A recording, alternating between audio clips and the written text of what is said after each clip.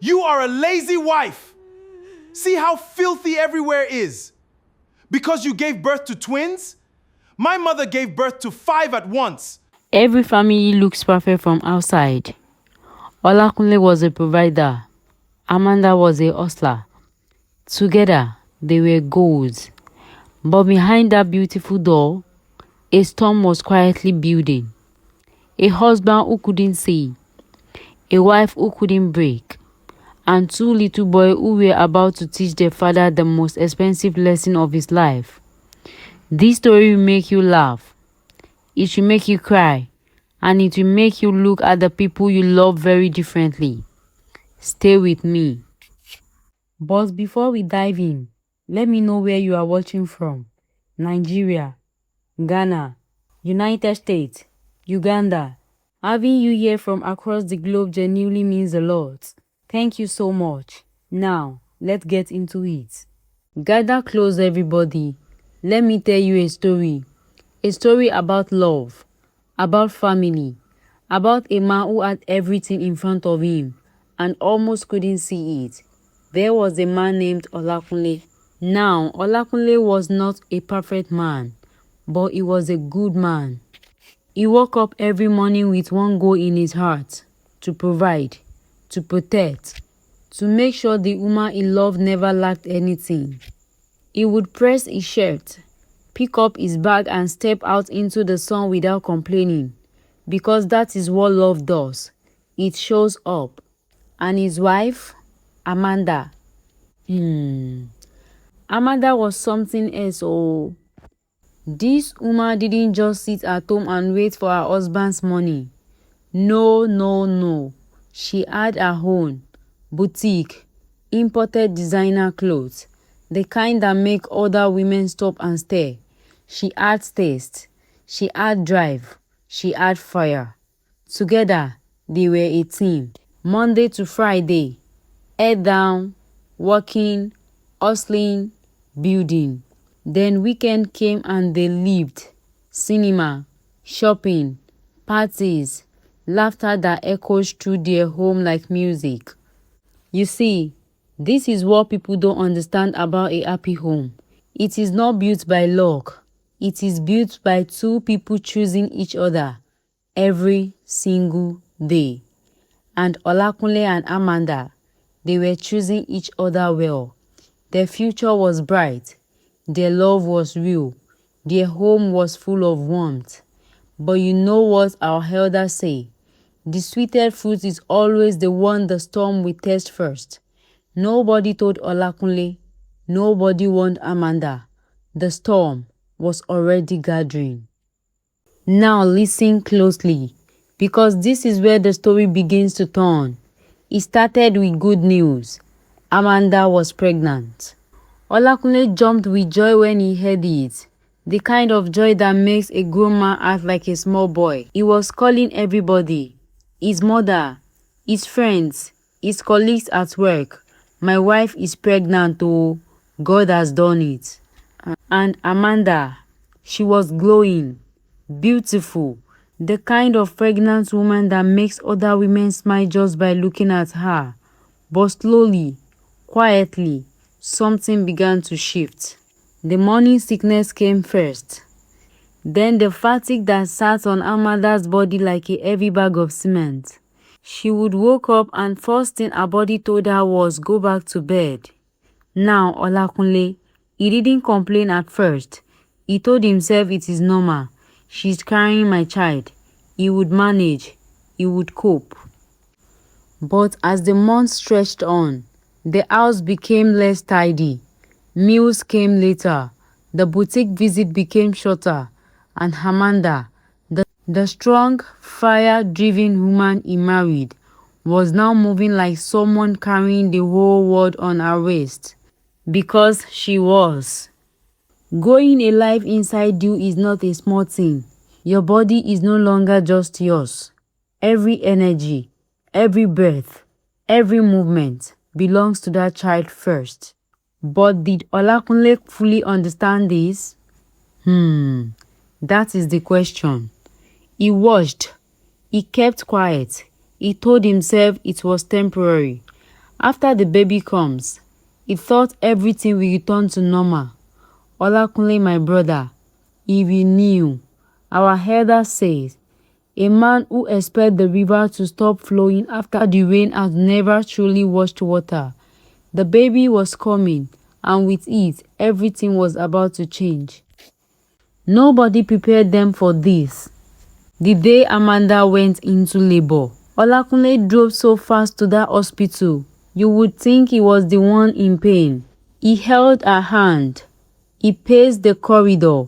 He prayed under the breath like a man who had just discovered religion. And then, the doctor came out smiling. Congratulations, it's twins. Twins? Olakunle stood there, mouth open, eyes wide. 2 boys, beautiful, healthy, loud, Taiwo and Kenny. The whole family celebrated. There was food, there was music, there was laughter. Everybody came to see the new arrivals.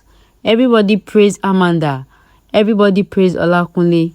But everybody also went home. And that is where the real story began. Because when the guests left and the doors closed, it was just Amanda, alone, with 2 tiny humans who did not understand the word rest.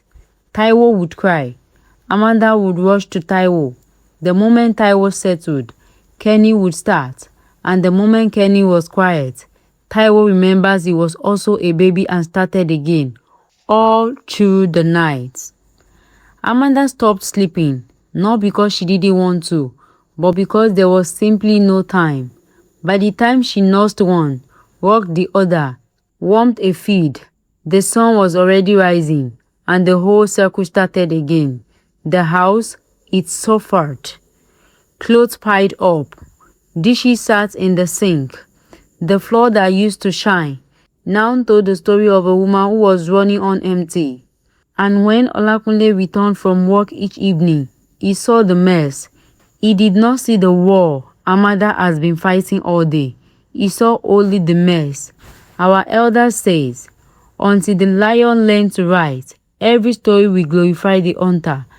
Amanda was fighting a silent battle, and nobody was writing her story. They say patience has a bottom, and slowly, Olakunle was reaching his. It started with signs, long, heavy signs. When he walked through the door and saw the living room looking like a market after closing time. Clothes everywhere, plates unwashed, floor unswept, the kind of disorder that made a tired man even more tired. He would look at Amanda, and Amanda would look back at him with eyes that were already apologizing before her mouth even opened. I am sorry. The twins were just too much today. I will do better tomorrow. And Olakunle would nod, swallow his frustration, go to bed. But tomorrow came, and it looked exactly like today, and the day after that, and the week after that, until one evening, Olakunle walked through that door and something inside him snapped. Amanda, what is this? Every single day I come home to the same nonsense. What do you do all day? Amanda opened her mouth, but Olakunle was not finished. A lazy wife, that is what you have become. A lazy woman who cannot even keep her own house clean. Those words, lazy wife. They landed on Amanda like a slap. She stood there. This woman who had not slept more than 2 hours straight in weeks. This woman whose hands were raw from washing, whose back ached from carrying babies, whose eyes were red from exhaustion, and she was being called lazy. She didn't shout back. She didn't fight. She simply lowered her head and whispered, I am sorry. Because that is the kind of woman Amanda was. She absorbed the pain. She swallowed the tears. She told herself, tomorrow I will do better. But the anger in Olakunle's house had already found its address, and it was not leaving anytime soon. Our elder says, a child who is always scolded begins to forget their own name. Amanda was beginning to forget who she was. After a long night of petting and rocking the twins back to sleep, Amanda woke up looking like someone who had been in a wrestling match and lost. That morning, while Olakunle was ironing his shirt and humming to himself like a man without problems, Amanda gathered every bit of courage she had left and looked him straight in the eye. Ola, please, I need help. Let me hire someone to assist me with the boys. These twins are giving me serious wahala. I can't even think straight anymore. Now, a reasonable man would have paused, sat down, maybe held his wife's hand. But Olakunle, he flew up like someone poured hot water on his feet. Just 2 boys. 2. My mother gave birth to 5 sons at once, and she raised every single one of them with her 2 hands. Nobody helped her. And you are telling me 2 children are too much for you. He grabbed his bag, straightened his collar, and walked out that door. No pause, no sorry, not even a single look back. Amanda stood there in the silence he left behind. The twins were crying in the next room. The pot on the fire was boiling over. And she just stood there, staring at the door like a woman watching her last hope walk away. Some men will compare their wives to their mothers, but forgot that their mothers were also once broken women who simply had no choice. You know what they never tell you about a strong woman? That sometimes strength looks like breaking quietly. Amanda had been away from her boutique for months. The shop she built with her own hands. The business she watered like a garden until it bloomed. Designer clothes, imported fabric, customer who trusted her taste and come back every single time.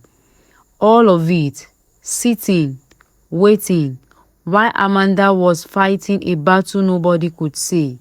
But the bills didn't care about a battle.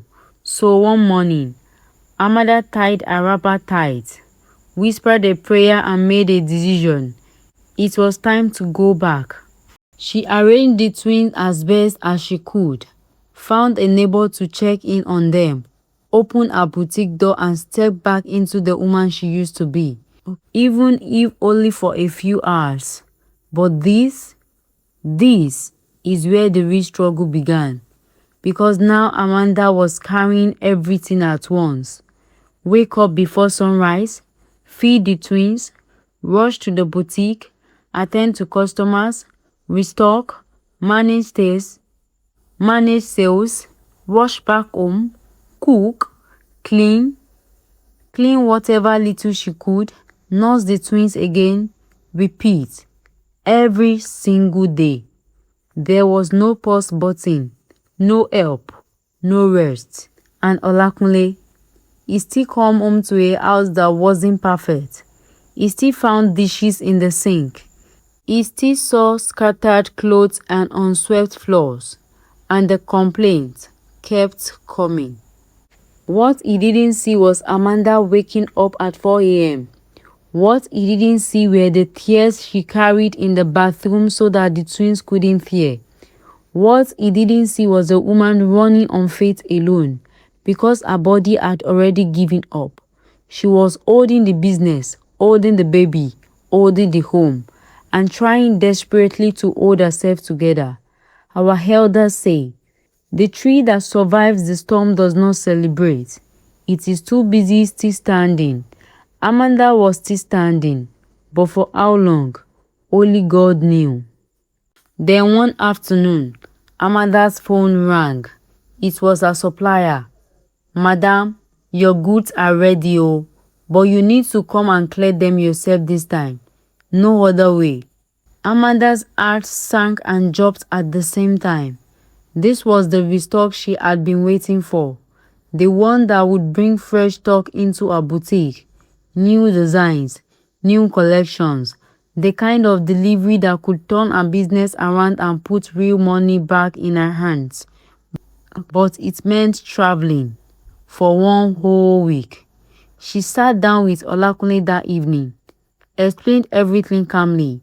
The supplier, the stock, the money they stood to make, and by God's favor, Olakunle was on leave from work that very week. It was almost too perfect. They talked, they wailed it, and together they agreed. Amanda would go, Olakunle would stay and hold the home. Simple plan, clean arrangement.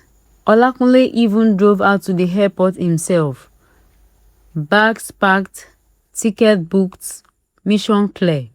He hugged her at the departure gate. Kenny grabbed her blouse and didn't want to let go. Taiwo just stared at her with those big innocent eyes like he always knew something his father didn't. And then she was gone. Olakunle strapped the twins into the car, one on each side, and drove home feeling calm, confident even. 1 week, he told himself, how hard can it be? He was smiling as he turned the key in the front door. He was still smiling as he stepped inside. But that smile, had just 1 hour left to live. Because the moment those two boys crossed the threshold, Taiwo and Kenny looked at each other, and the war began. Our elders say, the man who has never farmed should not laugh at the farmer's dirty hands. Olakunle, your lesson was waiting inside that house. Olakunle rolled up his sleeve like a man ready for business. I am their father. I can handle 2 small boys. What is the problem?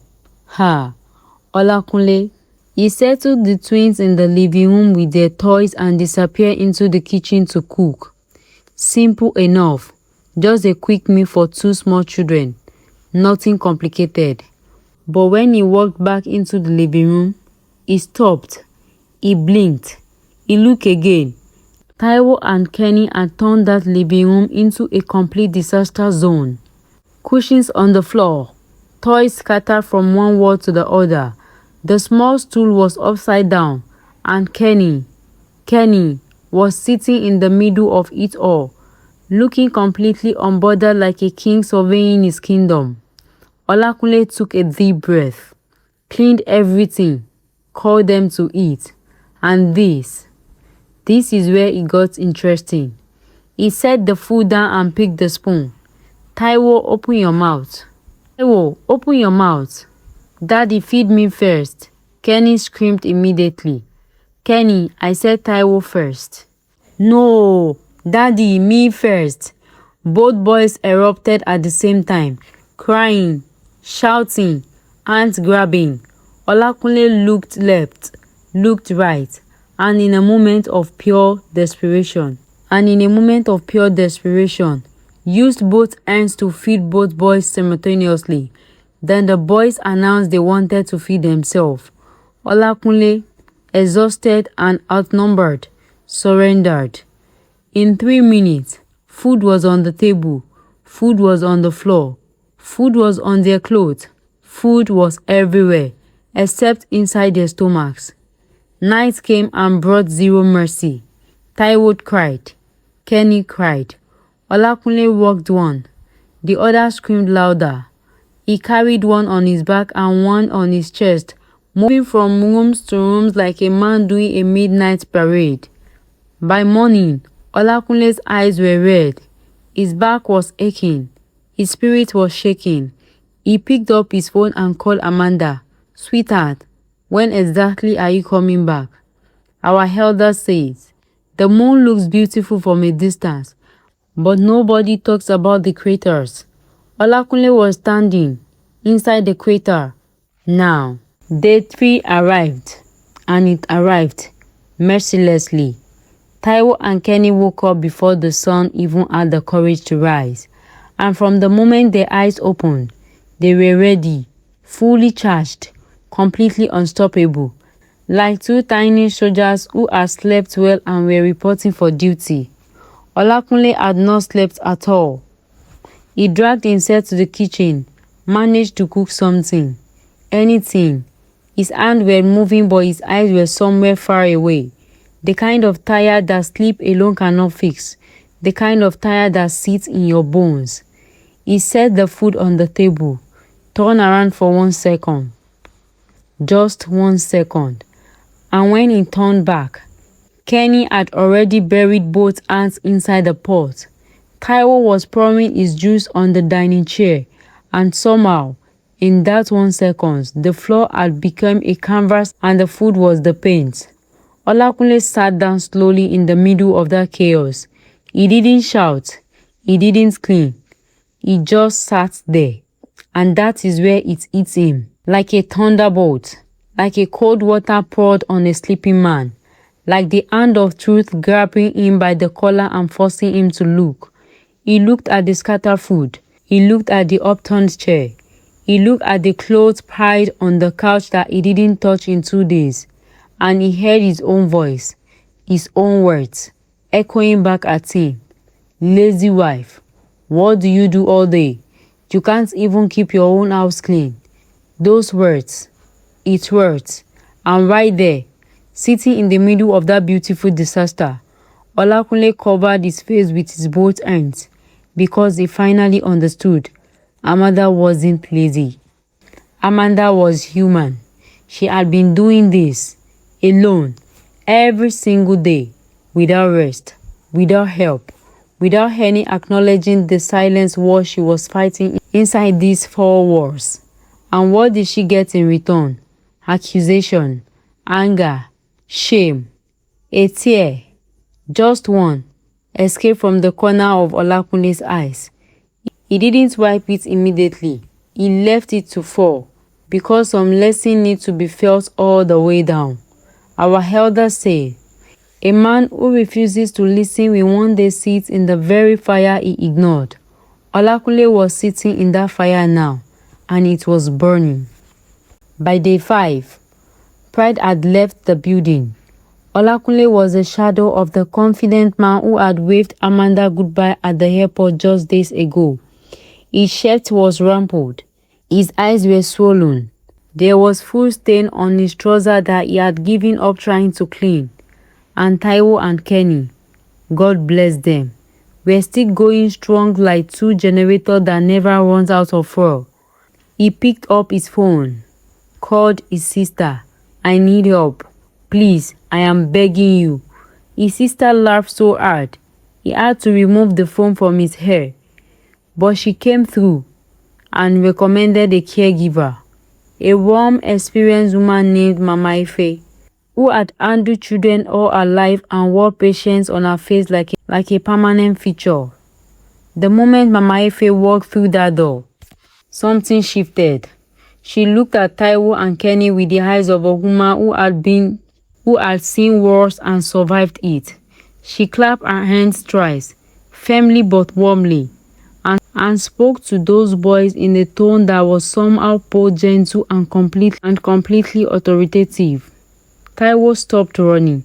Kenny looked up, and for the first time in 5 days, there was silence in that house. Olakunle stood in the corridor watching with his mouth open. This woman had done in 30 seconds what he had been failing to do for 5 whole days. Mama Ife cleaned. She cooked. She managed the twins with a rhyme that looks almost effortless, feeding them, engaging them, settling them down for nap at the right time. The house began to breathe again. Order returned to the room like a long-lost visitor finally finding its way home. And Olakunle, he sat in his chair, rested for the first time, and stared at the ceiling, thinking about Amanda, thinking about every harsh words, every accusation. Every evening he had walked through that door with frustration already loading in his mouth like a weapon, aimed at the woman who was simply doing her best. He thought about how Amanda never had Mama Ife, how Amanda never had anyone, how she woke up every morning and faced Taiwo and Kenny and the house and the boutique and a husband who came home hungry, all by herself, every day, without a single break. And she never stopped. She never quit. She never walked out that door. She just kept going. Our elders say, you will not know the weight of a load until the person carrying it puts it down. Amanda had never put it down. But now, finally, Olakunle understood the weight. Day 7. The house was clean. The twins were calm. Mama Ife had brought order back to everything. The kitchen, the living room, even the small corner where Taiwo and Kenny kept their toys were neatly arranged like a proper children's space. Olakunle had slept, eaten, breathed, and was now sitting by the window, waiting. When that car pulled into the compound and Amanda stepped out, luggage in hand, wrapper tied neatly, face glowing from a successful trip, Olakunle stood up slowly. He walked to the door, opened it before she could even knock, and just look at her.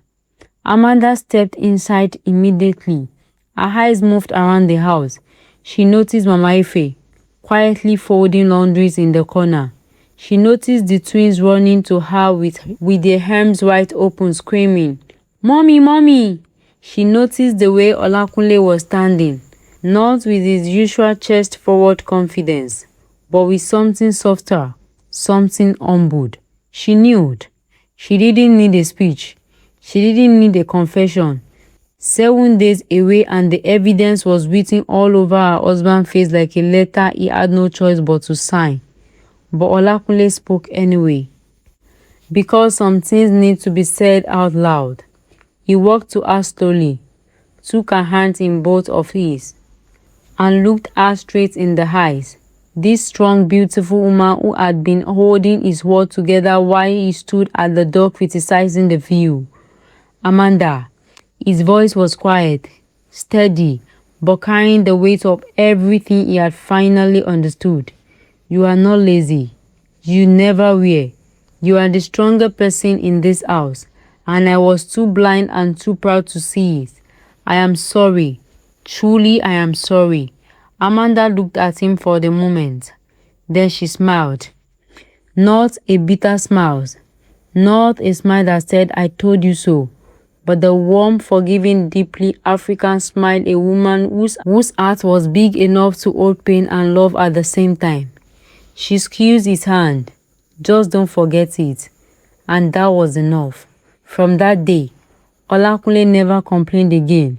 Mama Ife stayed and became part of the family. The house ran smoother. The boutique flourished. And on weekend evenings, you will find Olakunle and Amanda back where they started, laughing, living, choosing each other. The twins still cause chaos, but that is what twins do. But this time, both parents face it together. Our elder says, a home is not built by a wall and a roof. It is built by two people who refuse to stop understanding each other. Olakunle and Amanda, they finally built their home, and it was beautiful. And that, my people, is how a man learns to truly see his wife. Not through grand gestures, not through big speeches, but through 2 small boys and 7 days of beautiful chaos. If this story touched you, share it with someone who needs to hear it today. Because somewhere out there is an Amanda still waiting to be seen. Drop a comment, hit that subscribe button, and remember, a good home is not found, it is built together. See you in the next story. Bye.